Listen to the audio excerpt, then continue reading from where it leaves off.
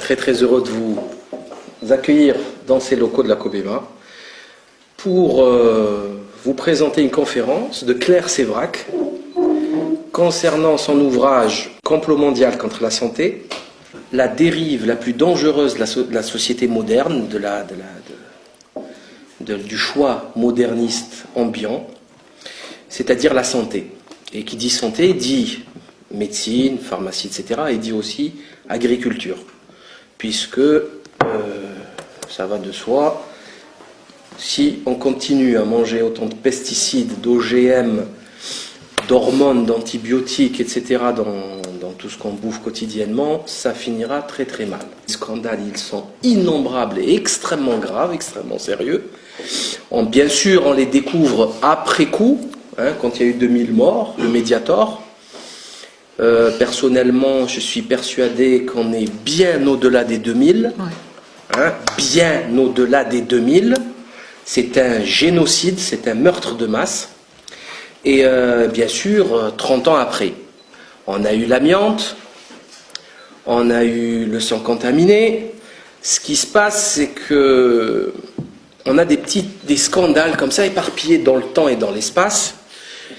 Et on n'arrive pas à saisir l'importance et la gravité de la situation. C'est un bouquin extrêmement important qu'il faut avoir et prêter, distribuer dans la famille.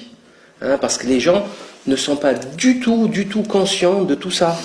Les gens font confiance, de moins en moins, Dieu merci, mais ils font confiance et c'est normal qu'ils fassent confiance. On n'a pas fait des études de médecine, on n'est pas médecin, on fait confiance aux médecins, c'est normal. Donc par contre, il faut quand même s'intéresser à tout ça parce que ça commence à devenir inquiétant.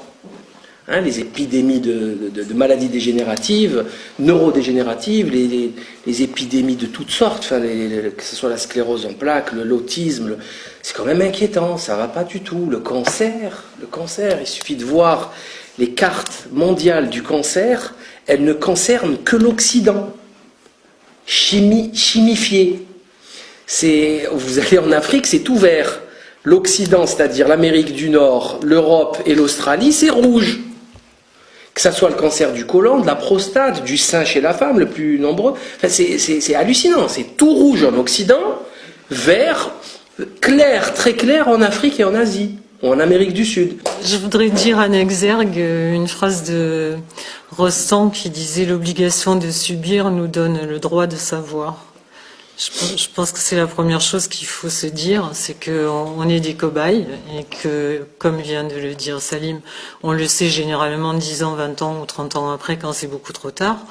Et que, par exemple, pour se raccrocher à l'actualité, l'histoire du Mediator qui vient d'exploser, en fait, s'il n'y avait pas eu Irène Franchon et s'il n'y avait pas eu des gens déterminés derrière, ils auraient continué à rendre malades et à tuer des gens qui prenaient un médicament en toute confiance avec l'aval de leur médecin. Il se trouve que là, ils ont été arrêtés, mais en fait, c'est le même schéma partout. Ça s'est passé pour le Vioxx, pour la thalidomide, pour le Distilbène, et pour d'autres médicaments qu'on ne sait pas. Et puis d'autres, justement, que beaucoup de lanceurs d'alerte dénoncent en ce moment, dans l'indifférence générale, parce qu'ils s'en foutent, mais par exemple le vaccin de l'hépatite B qui continue à être promotionné par les autorités, il y a des films, des pubs où on dit qu'il faut aller se faire vacciner, alors qu'on sait qu'il y a déjà 80 000 enfants rien qu'en France qui sont sur des fauteuils roulants, avec les scléroses en plaques. Le vaccin du papillomavirus, par exemple, pour le cancer de l'utérus, où ils font vacciner toutes les petites filles de 14 ans, alors que dans le document d'AMM, il y a déjà marqué que ce vaccin n'est absolument pas efficace contre le cancer de l'utérus, mais contre 2 papillomavirus qui peuvent éventuellement donner le cancer dans 30 ans, alors qu'on en a 100 dans le corps. Et même si ce vaccin était efficace contre ces 2 papillomas, il l'est que pendant 5 ans. Donc les petites filles de 14 ans à 19 ans, déjà, elles sont même plus immunisées contre ces deux papillomas. Plein de trucs comme ça. Il y a 18 000 morts par an en France par les médicaments, 130 000 aux États-Unis. Et là, personne ne dit rien. Je veux dire, on fait des campagnes pour les morts sur la route, c'est très bien, je ne dis pas le contraire. Mais pourquoi personne s'attaque à ça alors que c'est de notoriété publique ? Maintenant, je suppose que comme moi, le peu que j'ai discuté avec vous avant d'entrer, je pense que vous êtes tous plus ou moins conscients quand même de ce qui se passe et que souvent on s'est dit il se passe des choses anormales et puis après on revient à sa petite vie, à son métier, à ses enfants et on oublie.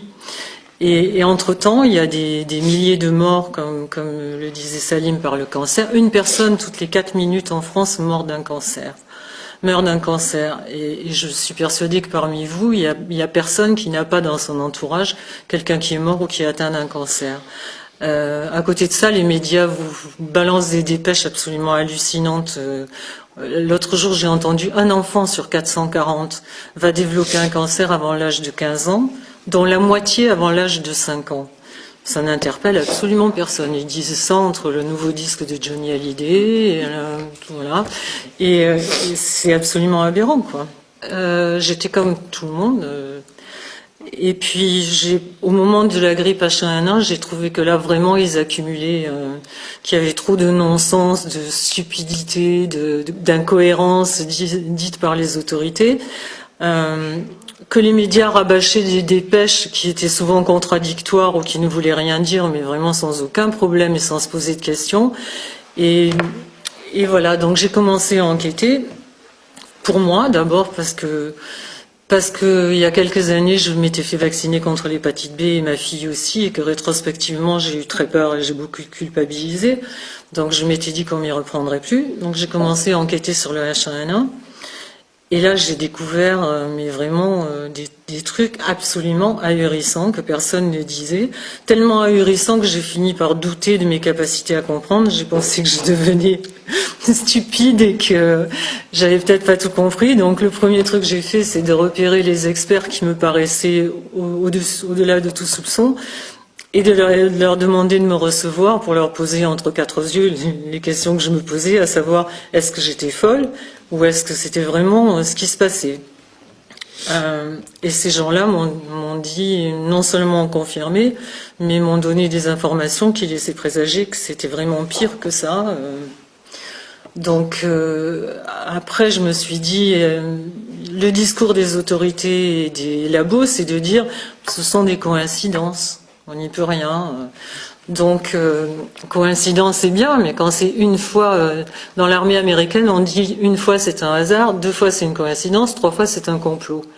Or là, quand on remonte un peu l'histoire, on s'aperçoit qu'ils nous ont fait 50 fois le coup dans les dernières décennies, toujours avec le même plan, c'est-à-dire au départ on nous dit tel médicament c'est génial. Quand ça commence à chauffer un petit peu, ils nous disent oui, d'accord, mais il n'y a aucune preuve qu'il y ait une relation de cause à effet.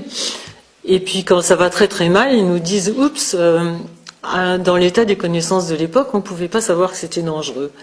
Or bon, je veux dire que quelqu'un ne sait pas le métier, s'en rend pas compte, d'accord, mais ces gens-là, soit ils ont prêté le serment d'Hippocrate, et donc leur première, eux devraient se poser la question avant de nous balancer des médicaments, ils devraient se demander si c'est vraiment bon ou nocif. Les politiques, j'en parle même pas, parce que comme ils ont été élus normalement pour prendre soin de nous, c'est un peu, voilà quoi. Donc après ça, on s'aperçoit que c'est vraiment le même plan. C'est-à-dire que dans chaque domaine, que ce soit dans l'agriculture, dans l'élevage ou dans les médicaments, c'est exactement le même plan, c'est la même stratégie. C'est-à-dire que quand on regarde depuis les dernières décennies, ils nous ont fait je ne sais pas combien d'alertes à la grippe en nous disant qu'on allait tous mourir. À un moment donné, quand on voyait une oie dans un jardin, on commençait à avoir la trouille d'attraper la grippe aviaire. Après, ça a été bon. Et chaque fois, quand on regarde derrière, on s'aperçoit que, par exemple, les épidémies de grippe correspondent au moment où Rumsfeld est rentré 2 fois au gouvernement des 2 Bush, le père et le fils. La première fois, il a fait passer l'aspartame, et la deuxième fois, il a fait passer le Tamiflu. Et comme par hasard, après que le Tamiflu était homologué, on avait des épidémies de grippe absolument, qui n'existaient même pas d'ailleurs. Donc là, on se rend compte que tout le système est verrouillé. On ne sait pas comment ça a été possible. Enfin, moi, la question que je me posais, c'est comment ils sont arrivés à nous faire, à nous mener en bateau comme ça, et comment ça a été possible. Et donc, j'ai commencé à remonter dans le temps, Et on s'aperçoit qu'en fait ça a démarré après la deuxième, enfin ça a pris de l'ampleur après la Deuxième Guerre mondiale, quand un monsieur qui s'appelait Rockefeller a commencé à s'acoquiner ou plutôt à s'associer avec I.G. Farben en Allemagne. Sans aucun problème, ils ont vendu aussi bien aux Alliés qu'au régime nazi. I.G. Farben, ils avaient quand même I.G. Farben Auschwitz où ils faisaient leurs petites expériences, ce qui fait que tout ce qu'ils nous ont dit après-guerre, qui étaient des découvertes d'après-guerre, c'était en fait ce qu'ils avaient trouvé en faisant les expériences sur les gens à ce moment-là qui étaient sans défense dans les camps de concentration. Après la guerre, on s'aperçoit que Fritz Dermer, qui était le patron d'I.G. Farben, a pris 4 ans à Nuremberg, ce qui n'est déjà pas terrible vu le nombre de morts, mais il est sorti très très vite après parce que Rockefeller à ce moment-là était rentré dans le gouvernement américain, donc il a pu très vite le faire sortir. Et après ça, ils se sont dit, qu'est-ce qu'on peut faire pour gagner du fric maintenant qu'on a raté notre coup Et puis je pense qu'ils avaient pris goût un peu à la mondialisation déjà en vendant sur 2 ou 3 pays. Et donc ils se sont dit, qui contrôle la nourriture contrôle le monde, premièrement. Et deuxièmement, pourquoi les gens sont le plus réceptifs et ont le plus peur? Leur santé. Donc à partir de ce moment-là, ils se sont dit, oui, mais comment on va faire pour vendre dans le monde entier? Il y a des gouvernements nationaux. Il va falloir chaque fois qu'on se lutte avec les gouvernements de tous les pays du monde. Donc ils ont trouvé une idée géniale. Ils se sont dit, on va faire des organismes internationaux qui vont coiffer les gouvernements nationaux. Et ils nous ont vendu ça avec un emballage absolument sublime, c'est-à-dire l'ONU, pour qu'il n'y ait plus jamais de guerre. Dans la sortie de la Deuxième Guerre mondiale, je comprends que les mecs aient plus eu envie. Après ça, le FMI, pour aider tous les nécessiteux du monde, c'était tellement joli chaque fois que c'est normal qu'on ait adhéré. L'OMS, pour qu'il n'y ait plus jamais de malades, enfin que tous les malades soient traités à égalité partout. L'OMC, pour que vraiment il n'y ait plus de gens qui meurent de faim dans le monde. Enfin, je veux dire, c'était extraordinaire. Le problème, c'est que ces institutions supranationales non élues n'ont servi qu'à protéger les intérêts des cartels. En fait, c'était une façon de faire du profit dans le monde entier. Et c'est comme ça que plus elle faisait du profit, plus elle devenait importante et incontournable. Et c'est comme ça qu'on est maintenant, je pense, gouverné par les multinationales, par 200 ou 300 personnes dans le monde, pas plus. Comme ils étaient très intelligents, ils n'ont rien laissé au hasard. C'est-à-dire qu'ils se sont dit, on va contrôler l'éducation, et donc par leur fondation, ça aussi c'est très joli, ils donnent l'argent aux pauvres dans des fondations, mais en fait c'est les mêmes qui récupèrent cet argent-là pour acheter des vaccins, qui font marcher, les mêmes actionnaires. Voilà. Donc, si tu permets, les fondations, c'est un système de défiscalisation. Oui, absolument. C'est-à-dire, le type, il doit payer $1 milliard d'impôts, il va pas les payer, il va les donner à sa fondation, et avec sa fondation, il va acheter des produits. Donc l'argent n'arrête pas de tourner chez eux. Ce n'est que ça. Il faut sortir de ce schéma. La même chose, hein, le papier cadeau, schéma sentimentaliste, type c'est pour fondation Melinda, Bill Gates et Warren Buffett et compagnie qui vont donner des milliards de leurs trucs à des fondations. Non, ils s'octroient ce fric à eux-mêmes. Ils se prennent des salaires mirobolants. Hein, c'est le cousin, la cousine qui mettent en place, qui prend un salaire à 200-300 000 euros par an, dollars par an. Enfin, c'est une fumisterie de très haut niveau. Oui, mais par exemple, les médias le disent pas. Ça, dernièrement, voilà. On nous a dit que les plus grands milliardaires américains donnaient tout leur argent aux pauvres, qui considéraient que c'était anormal que leurs enfants en héritent, et qui donnaient donc 95% au monde, à l'humanité. Quand on regarde bien, effectivement, c'est à leur fondation. Et avec ça, ils ont acheté des millions de vaccins pour aller vacciner les petits Africains, mais qui vend les vaccins? C'est les mêmes actionnaires. Donc, voilà. Ils ont noyauté les universités aussi, parce qu'il faut savoir que les plus grandes universités scientifiques sont sponsorisées par les fondations de ces gens-là. Ils ont noyauté la presse et muselé la presse même, puisque Les 3/4 des journaux leur appartiennent, enfin pas les 3/4, non, les journaux scientifiques leur appartiennent pratiquement en totalité. Les autres, s'ils leur appartiennent pas, les budgets publicitaires sont énormes derrière, donc les 3/4 des gens se taisent. Parce qu'il faut savoir que les labos, c'est pas seulement les médicaments, c'est l'eau de Cologne bien-être, les yaourts machin. Bon, donc la plupart du temps, les gens se couchent devant les sommes astronomiques qui leur sont proposées. Il y a aussi la désinformation des médecins, puisque les journaux qui arrivent sur le bureau des médecins sont tous des journaux qui sont sponsorisés par les labos. Pour la petite histoire, en France, les journaux, le quotidien du médecin, tous les journaux qui arrivent pour l'information des médecins appartiennent aux frères de Kouchner.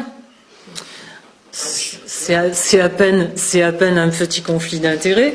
Les experts achetés, bien évidemment, tout le monde en a entendu parler ces derniers temps.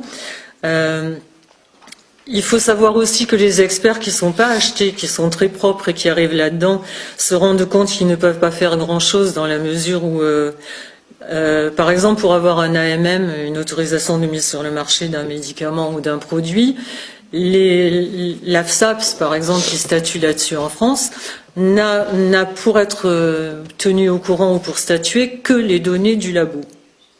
Il n'y a aucune contre-expertise qui est possible. Donc on voit mal le labo dire voilà, on vient de sortir un médicament, ça nous a coûté 4 milliards, mais c'est vraiment de la merde.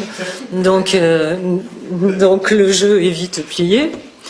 Que ces instances sont financées, par exemple, l'instance européenne est financée à 70% par les labos, l'AFSAPS est financée à 83% par les labos en France et la FDA à 50%. Donc, comme tu m'as dit il n'y a pas longtemps, Napoléon a dit dans une phrase que les gens mordaient rarement la main qui les nourrissait, ce qui me paraît à peu près normal. Il a dit aussi, c'est la main qui donne, qui commande, parce que c'est la main qui donne, elle est au-dessus, et la main qui reçoit, elle est en dessous. Voilà. Pour couronner le tout, il y a bien sûr le lobbying, c'est-à-dire que les politiques, les 3/4 sont facilement achetables dans la mesure où entre deux mandats, le mec est pharmacien ou médecin et qui devient député et qui sait que dans 3 ans la majorité va changer ou dans 4 ans, il va pas remonter le cabinet qu'il a laissé tomber 4 ans avant. Donc voilà. Et de là vient le système des portes tournantes ou les chaises, je sais pas comment tu l'as dit tout à l'heure, ou le pantouflage, ce qu'on veut, c'est-à-dire qu'on se rend compte que, par exemple, quelqu'un va être président de Monsanto pendant 2 ans. Quand il faut faire passer une loi sur les OGM, on le fait rentrer à la FDA. Ensuite, quand la loi est passée, pour le remercier, on le met au ministère de la Santé, et ainsi de suite. Et ça, c'est dans tous les pays. En France, on a eu des exemples célèbres. Voilà, c'est comme ça que passent les lois, par exemple, sur les OGM, où on nous dit déjà qu'un OGM est égal. Ils ont fait passer la première chose qu'ils ont fait passer, c'est la loi d'équivalence en substance, c'est-à-dire qu'un OGM égale un poireau OGM égale un poireau pas OGM. Donc à partir de là, c'est circulé, il n'y a rien à voir puisque c'est les deux mêmes. On n'a pas besoin de demander d'autorisation. Mais à côté de ça, quand ils ont créé un OGM, ils demandent la propriété parce qu'ils ont mis un germe, dont une séquence d'ADN différente, dans le truc. Donc déjà, ça tient pas debout. Mais bon, et toutes les lois ont été faites comme ça. C'est-à-dire, on n'a pas le droit d'étiqueter un produit en disant contient des OGM, mais on n'a même pas le droit d'étiqueter un produit en disant ne contient pas d'OGM. Ils considèrent que c'est diffamatoire par rapport à celui qui contient des OGM. Donc nous, consommateurs, on ne peut pas s'en sortir. Je veux dire, on est au courant absolument de rien. Donc à côté de ça, il y a aussi la brevetabilité du vivant, c'est-à-dire qu'ils pillent absolument toutes les semences qu'il y a sur Terre, dans tous les pays. Donc dans certains pays comme l'Afrique, etc., ils ont détruit totalement l'agriculture vivrière. Donc c'est vrai que les gens étaient pauvres, mais au moins ils pouvaient cultiver leur agriculture locale et manger. Maintenant, ils peuvent plus. Parce qu'on leur vend la semence avec le pesticide et l'herbicide et l'engrais qui va avec, qui détruit tout le reste autour. Et souvent, les semences sont aussi terminators, c'est-à-dire qu'elles se détruisent après la première récolte. Donc quand ils viennent nous dire que les OGM sont indispensables parce qu'il faut nourrir 7 millions de gens sur la planète, c'est pas vrai, 7 milliards, pardon. C'est pas vrai dans la mesure où le paysan il est encore plus pauvre, puisque l'année d'après il est encore obligé de racheter des semences, alors qu'avant il prenait les graines de ses poivrons ou de ses tomates, il les replantait. Donc c'est comme ça, ils ont absolument tout détruit, et c'est le même plan effectivement partout. C'est-à-dire ils ont détruit les sols, ils ont détruit l'agriculture, ils ont détruit l'élevage, parce que bon, qu'on soit carnivore et qu'on mange de la viande, pourquoi pas, mais ce qu'ils ont fait dans les élevages industriels, c'est absolument abominable pour les bêtes. Déjà, la façon dont ils les traitent est absolument monstrueuse, et en plus nous, comme c'est dans des conditions d'hygiène absolument dégueulasses, ces bêtes sont bourrées d'hormones déjà, et ensuite d'antibiotiques, ce qui fait que ça nous rend, nous, résistants aux antibiotiques, parce que nous, on est en bout de chaîne. C'est-à-dire quand on vous dit, oui, mais c'est une dose minime, ça ne fait rien sur la santé. Oui, mais ça, c'est sur un aliment. Quand on en mange 10 par jour et qu'il y a 10 doses dedans, ça nous rend complètement résistants. Et le poisson, c'est pareil. Ils nous disent, oui, mais pour nourrir la planète, on ne pourra pas, on est obligé de faire du poisson d'élevage parce qu'il n'y a pas assez de poissons dans les mers pour nourrir tout le monde. Quand on sait qu'il faut 5 kilos de poissons de mer pour faire 1 kilo de poissons d'élevage, cherchez l'erreur, qui est-ce qui vide les mers? Le problème, c'est que le pêcheur qui part à la pêche et qui vend ses poissons à la criée, là, comme sur le port, hein, sur le vieux port, ou le paysan qui fait ses jambons et qui les vend au marché, ils peuvent rien prélever dessus. Donc le but étant de prélever sur tout et d'avoir le monopole, il fallait absolument qu'ils détruisent toutes les structures artisanales pour pouvoir toucher leur dîme sur tous les produits. Ils n'ont pas détruit que ça, ils ont détruit aussi l'économie, parce que si c'était pour nous rendre plus riches, en meilleure santé, etc., il faut croire qu'ils ont tout raté, parce que je veux dire, tout est foutu. En fait, c'est une poignée de banksters qui a décidé de s'approprier tout ce qu'il y avait comme richesse au monde.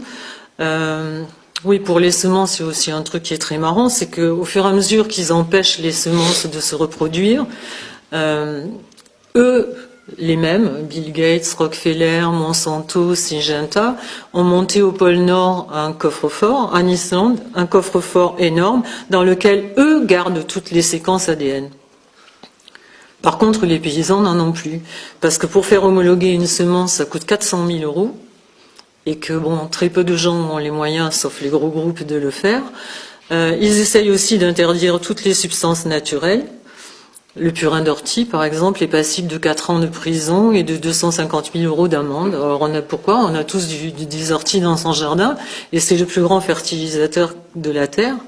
Simplement, le purin d'ortie n'est pas brevetable, parce qu'on en a tous.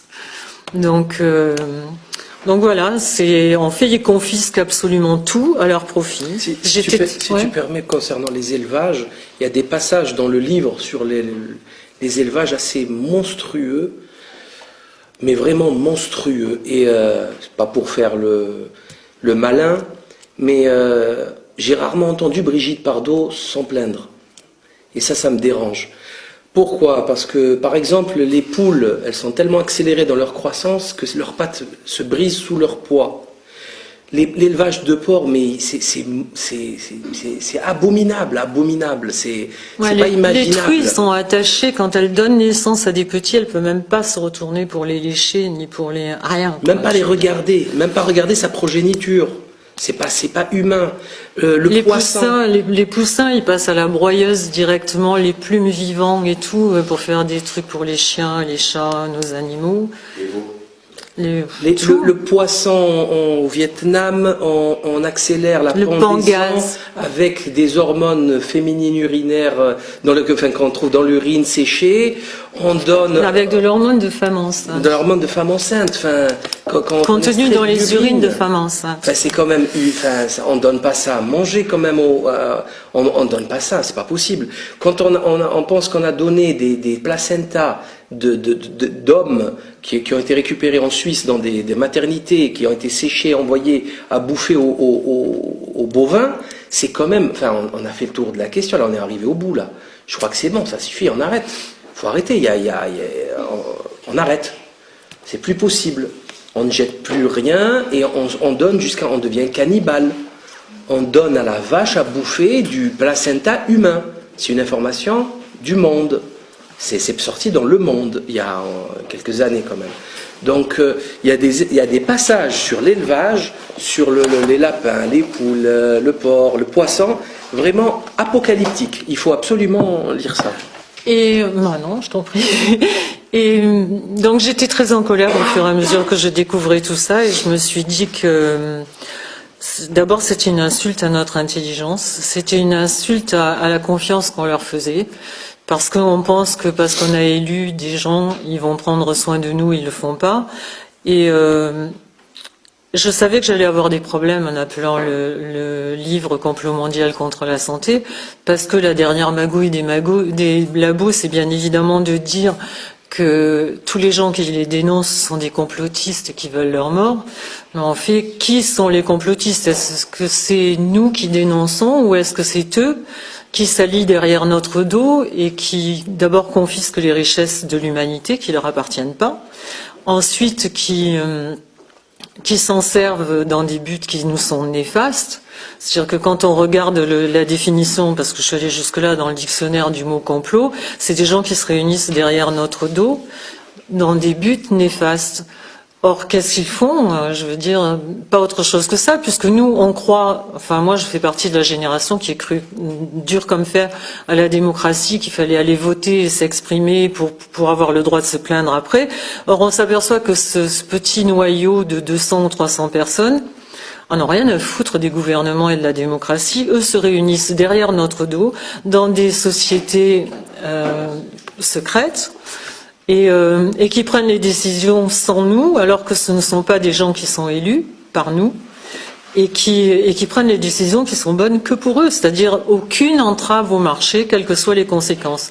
D'abord sur notre fric, parce que le trou de la Sécu, il faut arrêter de nous faire, nous dire ce genre de truc. Quand on fait faire des vaccins comme le papilloma qui coûte 450 € par vaccin, et qu'on sait, parce que c'est marqué dans le document d'AMM, que ça ne sert à rien, et qu'on fait des campagnes de pub pour le faire vendre, ça s'appelle comment? Ensuite, je veux dire, c'est pas que, il nous touche pas que dans notre économie, il nous touche dans l'humanité. Je veux dire, dans tout ce qu'on a de. Donc pour moi, il y a complot, je le maintiens, parce que je vois pas comment on peut appeler ça autrement. Il y a complot parce que si vraiment c'est si clair que ça, pourquoi est-ce qu'ils nous mentent? Pourquoi est-ce qu'ils nous manipulent? Pourquoi est-ce qu'on n'a pas le droit de faire des contre-expertises? Pourquoi ils nous disent pas la vérité? Il y a complot parce que en fait c'est une guerre, puisqu'on n'est pas au courant, et c'est une guerre qui est d'autant plus sournoise que l'ennemi est vachement gentil, quoi. L'ennemi, il veut se préoccuper de notre santé, il veut nourrir la terre entière, il veut plus qu'il y ait de pauvres, il veut plus qu'il y ait de malades, ils font tout pour nous. Mais donc on peut pas se battre contre un ennemi quand on sait pas qu'on en a un. On peut se battre quand on le sait. Je sais plus qui c'est qui a dit, si vous plongez une grenouille dans de l'eau bouillante, elle va sauter, elle va essayer de se tirer. Si vous la mettez dans de l'eau et que vous réchauffez l'eau au fur et à mesure, elle reste parce qu'elle a pas compris. Et nous, je pense que c'est notre cas. Maintenant, beaucoup de gens me disent, oui, alors maintenant que tu nous as bien fait flipper, qu'est-ce qu'on fait? Qu'est-ce qu'on fait? Je pense qu'on n'a pas le choix, sauf dire non. Il faut entrer en résistance. Dire que tout ce qu'ils nous disent, c'est pas du tout, il faut pas confondre l'information.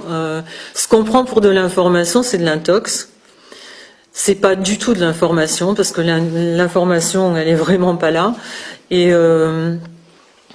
Et puis, je pense qu'ils essayent de nous monter les uns contre les autres dans plein de domaines, et que finalement, les ennemis, c'est pas nous qui sommes ennemis, notre ennemi, c'est eux. Et pour finir, je voudrais juste lire une phrase qui est pas de moi, enfin un petit bout qui est pas de moi, mais je pense que c'est comme ça qu'on peut s'en sortir. C'est un petit mot de Bernanos en 1947. Qui disait « Je pense depuis longtemps que si un jour les méthodes de destruction de plus en plus efficaces finissent par rayer notre espèce de la planète, ce ne sera pas la cruauté qui sera la cause de notre extinction, et moins encore, bien entendu, l'indignation qu'éveille la cruauté, ni même les représailles et la vengeance qu'elle s'attire. Mais la docilité, l'absence de responsabilité de l'homme moderne, son acceptation vile et servile du moindre décret public.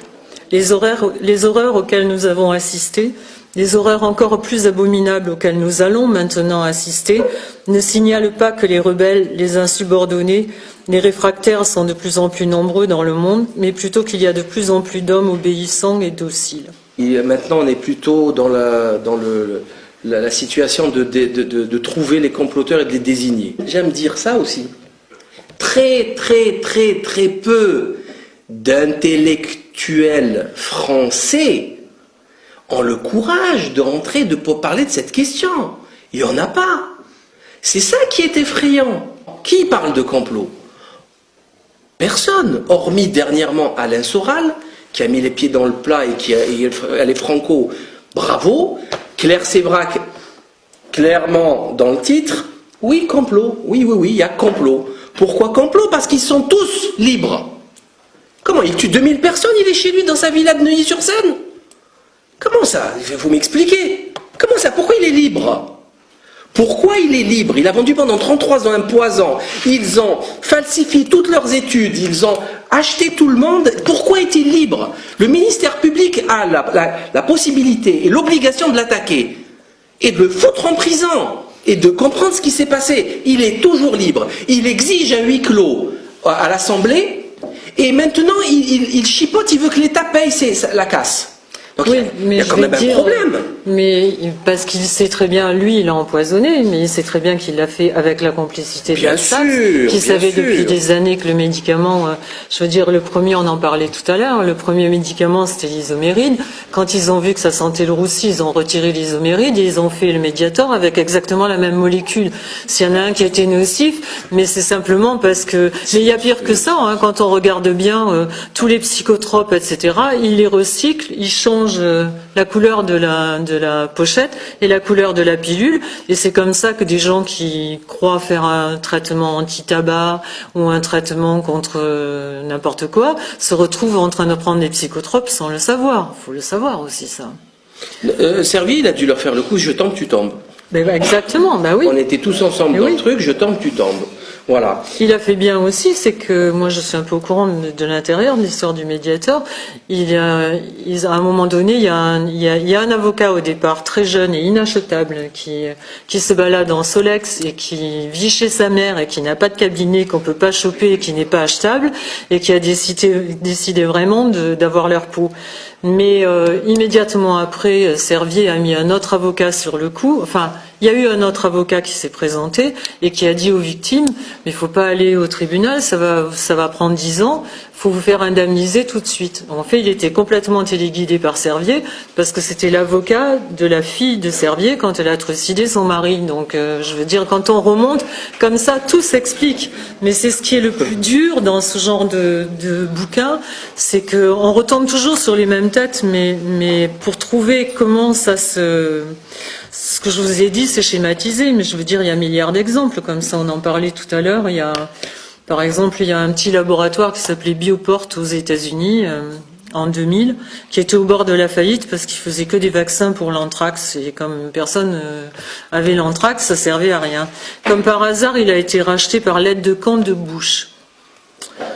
Pas très cher, mais dès qu'il a été acheté, il a reçu 15 milliards du gouvernement du Pentagone pour rénover ses installations.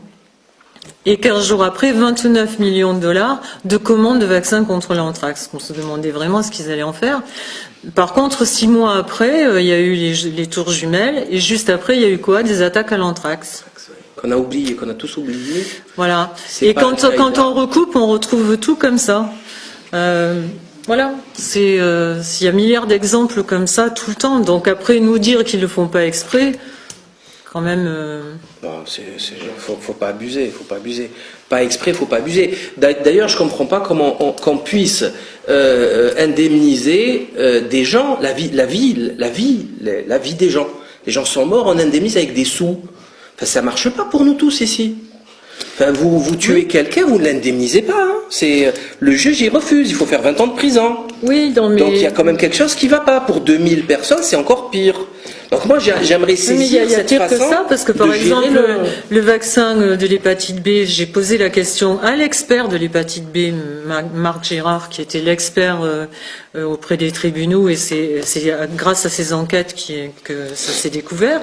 Et je lui ai posé la question, je lui ai dit, mais pourquoi, puisqu'ils savent que c'est nocif, ils ne retirent pas le vaccin contre l'hépatite B. Il m'a dit, parce que bon, par exemple, 2000 personnes avec le Mediator, c'est dur, ça va faire un trou dans le porte-monnaie de Servier, mais c'est pas inaccessible.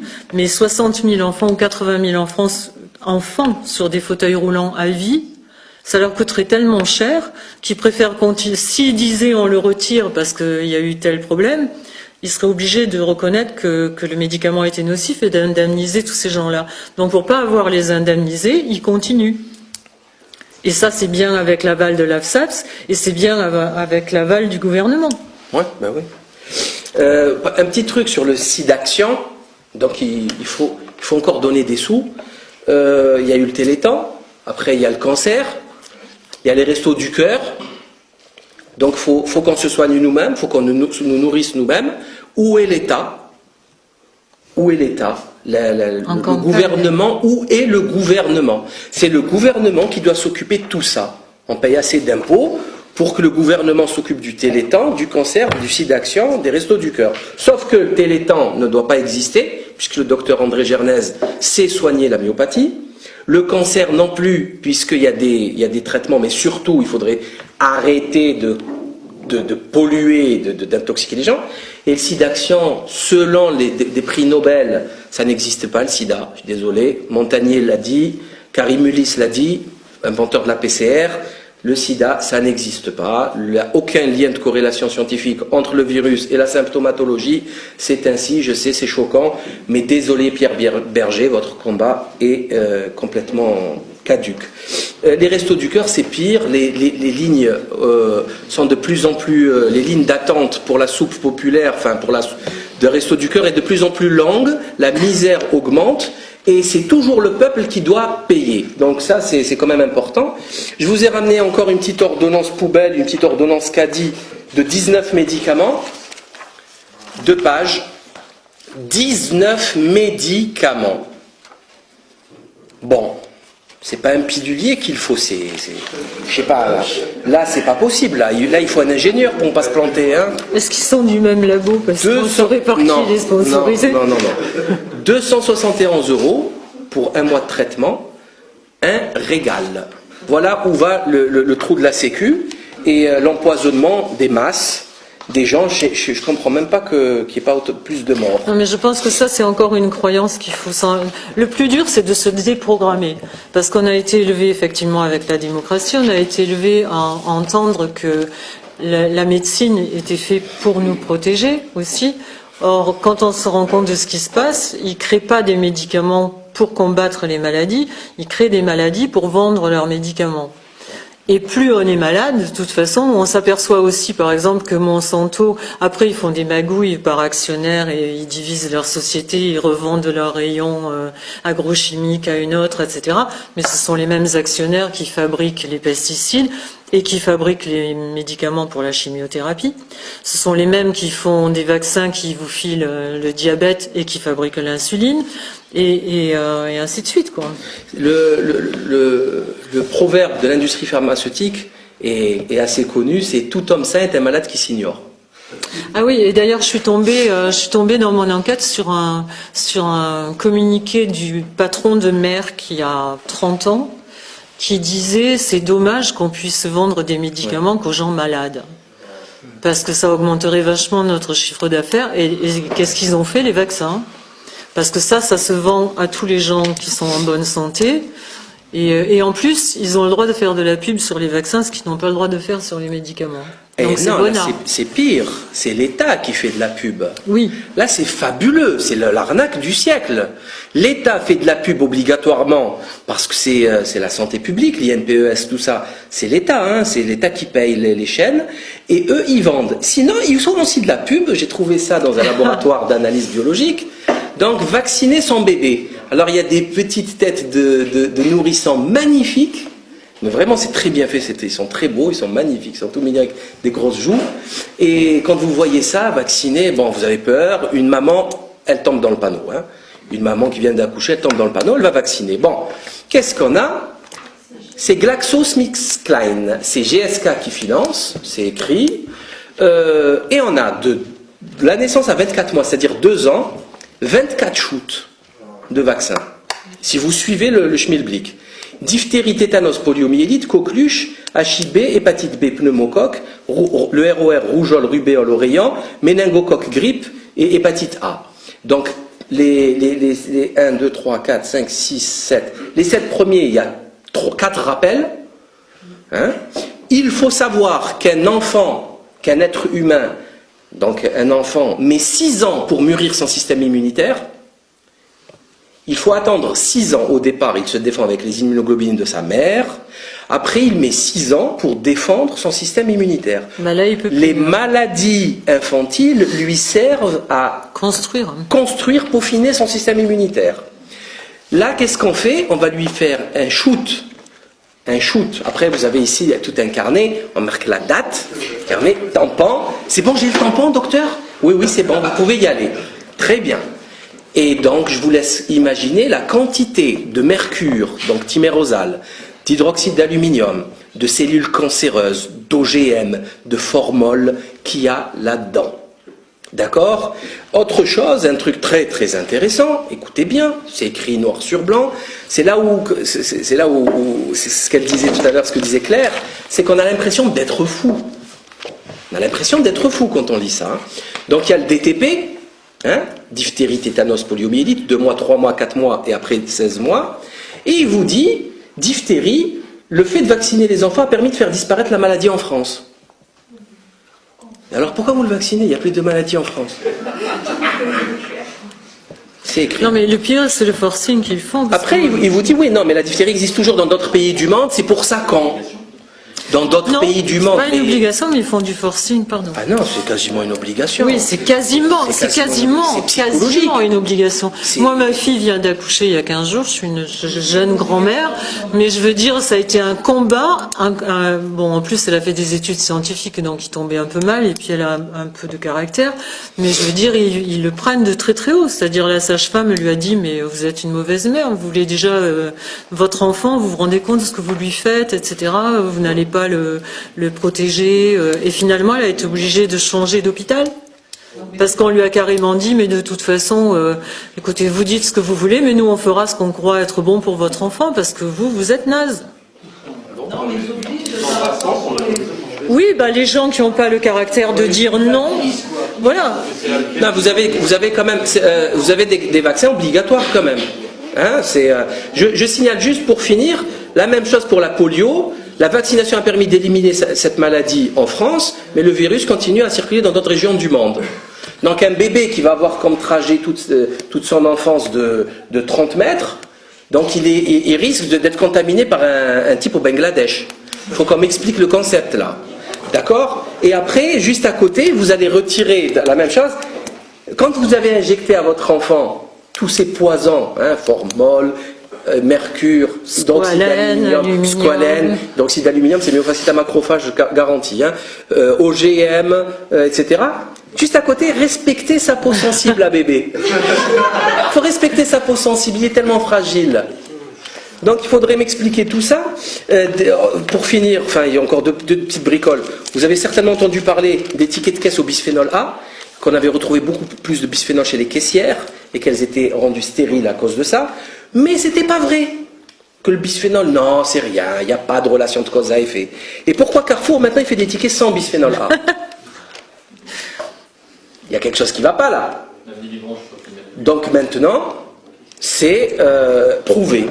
Un médicament qui est sur la liste des 77 surveillés. C'est quelque chose d'extrêmement grave. C'est les biphosphonates. On donne ça pour les ménopausés. Et en fait, écoutez-moi bien, pour une ménopause un petit peu hasardeuse, au lieu de la régler avec des tisanes comme font les femmes depuis des millénaires, on lui donne des biphosphonates. Et le biphosphonate, si vous avez un problème dentaire, ça finit en ostéoradionécrose. C'est extrêmement grave. Vous perdez des bouts d'os comme ça. Donc il faut mettre sous antibiotiques, il faut attendre des mois et des mois selon le traitement. C'est hyper complexe. Donc il faudrait m'expliquer quel est l'imbécile qui a autorisé ce genre de poison, à moins de l'autoriser chez une femme qui n'a plus de dents, ce qui m'étonnerait quand même, à 55, 60 ans, ou 50 ans, on ne sait pas, ça dans des femmes. Mais bon, ça m'étonnerait. Enfin, comment autoriser ça? Vous prenez ça, vous n'avez plus le droit d'avoir des problèmes dentaires.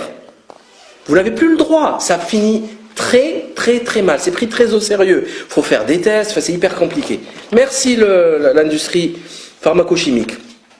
Pourquoi on est là? On en est là parce que c'est très simple. La corruption s'est généralisée. Nous avons, les députés européens, dernièrement, ont été rapprochés par des journalistes du Sunday Times. Ils ont présenté à 60 députés 100 000 € pour faire passer des amendements de lobbyistes. 14, ça fait 25%, ont accepté.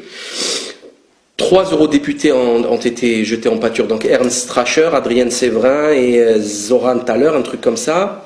Il refuse de démissionner. Il ne trouve pas du tout choquant ce qu'il a fait. Donc on y est. L'État n'existe plus. Il n'y a absolument aucune autorité souveraine pour vous protéger. On a affaire à des voyous, des criminels, des assassins, des avides d'argent, beaucoup d'argent. On a une caméra cachée qui montre le type accepter 12 000 € pour 3 jours de travail, l'équivalent d'un salaire annuel, pour mettre un amendement quelconque. Il met un amendement, il écrit, il a des papiers en tête, il met ce qu'il veut, et vous comprenez pourquoi n'importe quoi passe. Pourquoi ce bouquin existe? Parce qu'ils sont tous corrompus. Et m'est venue une petite réflexion sur les ONG. Quand on a fait le truc de Stockholm sur le carbone, on nous a expliqué qu'il y avait des ONG. C'est très simple, c'est un raisonnement vraiment cartésien très simple. Hein. ONG, organisation non gouvernementale. Elle était là pour le bien des peuples, parce qu'il y avait, à Stockholm, il y avait le CAC 40, il y avait les grandes industries. Donc, c'est des organismes non gouvernementaux, qui sont totalement vérolés, corrompus, qui défendent le peuple. Moi, je croyais que c'était les gouvernements qui étaient là pour défendre le peuple. Moi, je croyais que c'était les politiques, je croyais que c'était Borloo, Kosciusko-Morizet, Sarkozy. Non, c'est du non gouvernemental qui est censé défendre nos intérêts. C'est la fin, c'est un aveu d'échec total, c'est une preuve physique. On vous dit, il y a un bouquin de Nicolino, oui, exceptionnel, d'ailleurs il a tapé sur tout le monde, il a fait des dégâts, qui nous explique ça. Mais je me suis dit, mais attends mon gars, ONG, t'es une association pourrie, tu n'as aucun pouvoir. C'est l'État qui doit me protéger, qui a la justice, la police et les prisons pour éventuellement, quand la décision est prise, mettre le gars en prison. Pas du tout. Oui, mais est-ce que tu sais que le budget des ONG est la 8e puissance financière du monde? Oui, mais les ONG sont totalement vérolées. Hein. WWF et compagnie, c'est dirigé par des ex-nazis. C'est du. Alors, c'est les mêmes, hein, je voulais juste. J'ai encore trois petites informations de l'actualité. Bachelot part en guerre contre les prostituées. Je suis d'accord avec elle, il n'y a pas de souci, mais elle devrait commencer par elle-même, qui s'est prostituée à l'industrie pharmaceutique, et qui a travaillé 12 ans pour l'industrie pharmaceutique, et qui a installé son fils à l'INPES, gratos. Hein, nous partons en guerre contre Bachelot, la prostituée de Big Pharma. Je crois que c'est important, c'est intéressant. Elle est toujours au gouvernement, ce qui est complètement miraculeux, puisque beaucoup ont sauté, et elle, avec le scandale de la grippe A et de l'équipe de France, parce qu'elle était ministre des Sports à l'époque, elle est toujours là. C'est vraiment, cette chose est un mystère pour moi. Autre information très intéressante depuis 2-3 jours, c'est l'augmentation des agressions. Ça va clôturer un petit peu ce débat. C'est les agressions des médecins, de plus en plus victimes, donc en France, qui a augmenté de 80%, qui est passé de 512 en 2009 à 920 accidents déclarés, sans oublier les accidents non déclarés. Et j'ai une petite réflexion quand même là aussi, c'est, bon, certes, les patients sont en train de... Les gens sont en train de devenir fous, mais vraiment fous. Ils ont l'impression qu'ils sont chez Carrefour quand ils sont chez le médecin. C'est-à-dire que satisfait ou remboursé, ça marche pas comme ça. Le médical, c'est beaucoup plus complexe. On sait même pas. Enfin, déjà pour trouver le problème, pour faire un diagnostic correct, c'est très très hasardeux. Mais j'ai pensé aussi à autre chose.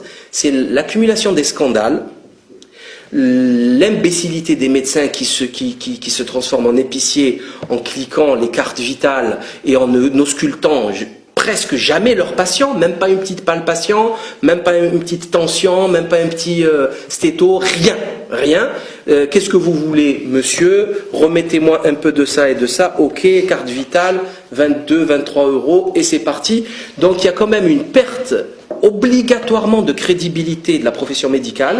J'avais rencontré un médecin dans une manifestation et il me parlait, enfin il se prenait encore, il croyait encore, enfin il n'a pas saisi la gravité de l'affaire. C'est très grave ce qui se passe. Pour moi les médecins c'est comme les politiques, ils croient encore qu'ils ont une légitimité, ils n'ont plus de légitimité vu les taux d'abstention, et la médecine aussi. Elle est en train de perdre toute légitimité. Moi on me demande des adresses de médecins compétents. Un médecin qui écoute, qui palpe, pas un médecin qui vous ausculte en 3 minutes.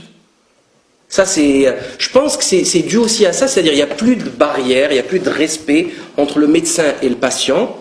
Le médecin a perdu son statut, son honorabilité. Je pense que c'est très important à dire. Tout ça a été commandité par un dernier complot, c'est celui de l'enseignement national. C'est le complot en chef. Pourquoi? Parce qu'il est toujours possible de discuter, d'éveiller les gens, de parler, d'éduquer, d'argumenter. Toujours possible, sauf quand vous tombez avec un zombie. Un zombie qui ne saisit pas le raisonnement, le sujet-verbe complément, qui ne peut pas, qui a un vocabulaire de mouche. C'est pas possible, vous ne pouvez pas lui parler. Et en fait, ce qui se passe, j'ai reçu un courrier de SOS Éducation qui appelle un référendum national sur l'école, dans lequel je lis pensez-vous qu'il soit inévitable que nos écoles primaires forment 25% d'illettrés complets à la fin du CM2? 25% d'illettrés complets à la fin du CM2. Est-il acceptable qu'un candidat au bac français qui commet 206 fautes d'orthographe dans sa dissertation obtienne 11 sur 20, comme on l'a vu l'année dernière? Je répète, ça fait mal. Est-il acceptable qu'un candidat au bac de français qui commet 206 fautes d'orthographe, 206, ça fait 100 plus 100, on lui pardonne les 6, 200, dans sa dissertation obtienne 11 sur 20? On peut estimer qu'il y a de grandes chances qu'il y ait plusieurs fautes par mot. Parce que pour totaliser 206, je ne sais pas combien il a fait. Il n'y a pas 206 lettres, quoi. Une dissertation d'une page, comme on l'a vu l'année dernière. Il y a quelque chose qui, moi ça me choque là. Là, moi, ça ne me va pas du tout. Donc, et là, on comprend ce qui se passe. C'est-à-dire, on est en train d'abrutir les gens avec la méthode de lecture globale, avec... tout à l'heure, Claire m'a raconté une anecdote. La dictée aujourd'hui, qui était un piège, une embuscade du prof. Ouais, avant, quand on arrivait c'était horrible. Dictée, on était malheureux. C'était l'embuscade, c'était... Mort de trouille. C'était terrible. Dans l'embuscade, il y avait des pièges.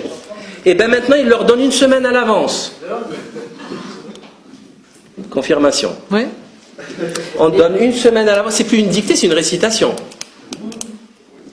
Donc, qu'est-ce qu'on est en train d'essayer de faire? C'est un assassinat d'un peuple, d'une civilisation. On est en train d'assassiner un peuple. Il n'y a pas besoin de faire bac plus 30 pour le comprendre. Ça, c'est un meurtre organisé.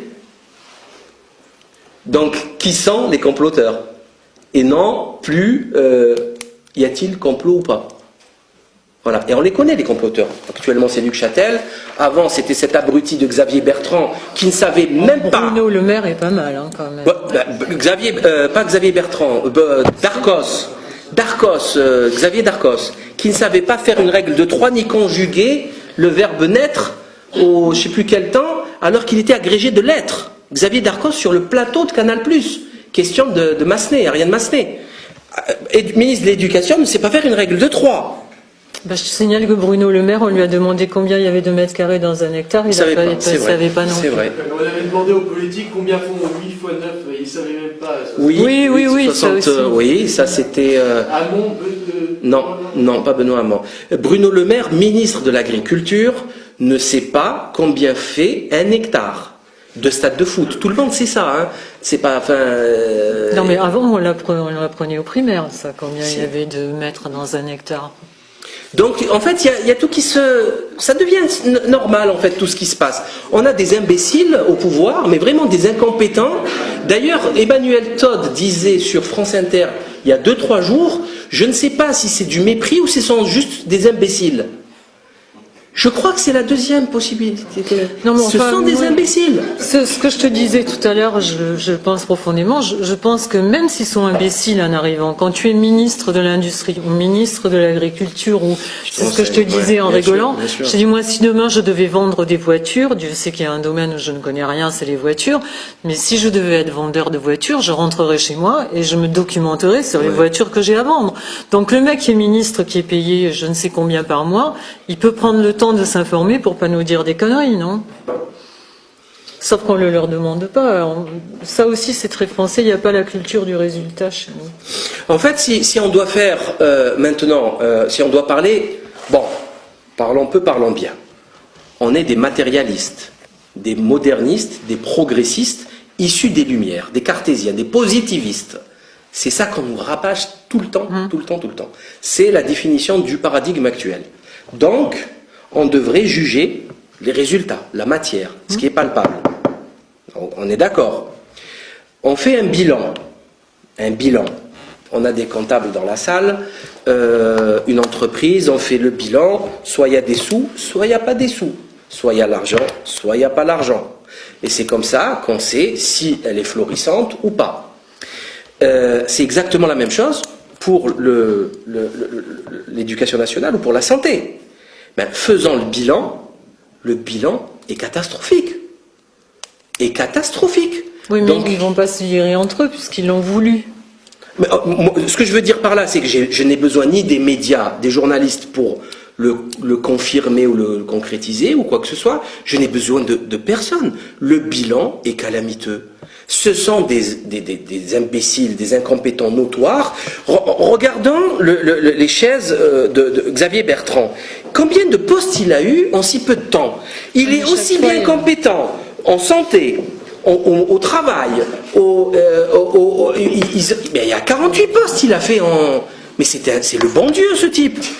C'est pas possible. Oui, il a des compétences dans l'industrie. Je pense qu'il faut arrêter de voir les choses par notre bout de la lorgnette. De notre côté, ce sont des incompétents. Pour le système qui défend, c'est un grand mec. C'est lui qui a fait passer... Il a autorisé la vaccination du HB avant l'AMM. Et il a autorisé le remboursement de la Sécu avant l'AMM. Le Mediator, quand il y a eu des doutes, il a dit « Je maintiens le remboursement du Mediator à 65%. » Tu trouves que c'est pas une flèche, toi? Oui. Pour nous, non, mais pour eux, oui. Pour moi, si tu veux mon avis, c'est un petit voyou. C'est un petit voyou, je le maintiens, et c'est un type qui devrait être en prison aujourd'hui. Et si on l'attaque en justice, je pense qu'il y a des très grandes chances qu'on puisse le mettre en prison. Sans difficulté. En 2006, il était ministre de la Santé, il a eu des rapports extrêmement graves sur le Mediator, il a maintenu. Et l'autorisation de mise sur le marché et le remboursement. Oui. Alors que il n'y a que 4 ans. Donc ça faisait 29 ans de commercialisation. Et c'était déjà mais ça reste pour moi depuis 96 interdit aux États-Unis et depuis 96 et retiré du marché. en Espagne. D'ailleurs, autre question que j'ai oubliée tout à l'heure, c'est l'interdiction des médicaments dans certains pays et pas dans d'autres. Ça faudrait qu'on me l'explique, ce concept scientifique qui est anti-scientifique, et surtout les vaccins. Parce que c'est génial les vaccins. Hein. Vous avez un seul... Chez nous, il y a le DTP qui n'est plus produit et le ROR. Et en Belgique, il n'y a que la polio. Pourquoi? Même frontière, même groupe ethnique, la même chose, même langage, ils travaillent c'est le même groupe. Pourquoi qu'il y a la polio? Et en plus, de surcroît, De surcroît, il y a une femme qui vient de gagner son procès en Belgique pour son enfant, elle a demandé des garanties sur l'innocuité du vaccin, ils n'ont pas pu fournir. Ils n'ont pas pu fournir les preuves, elle a gagné son procès. Donc elle n'est plus obligée de... Donc la vaccination, bon, par jurisprudence, n'est plus obligatoire en Belgique, aucune. Et pourquoi en France il y a toutes ces vaccinations d'obligatoires? Donc quoi, les Belges n'aiment pas leurs enfants? Il faut qu'on m'explique. Pourquoi le Mediator est vendu qu'en Portugal et en France? Pourquoi il est interdit en Allemagne? Parce que Servier est français. Parce que c'est du business. On n'est plus du tout dans la science et dans l'intérêt public. On parle de santé quand même. On parle de santé.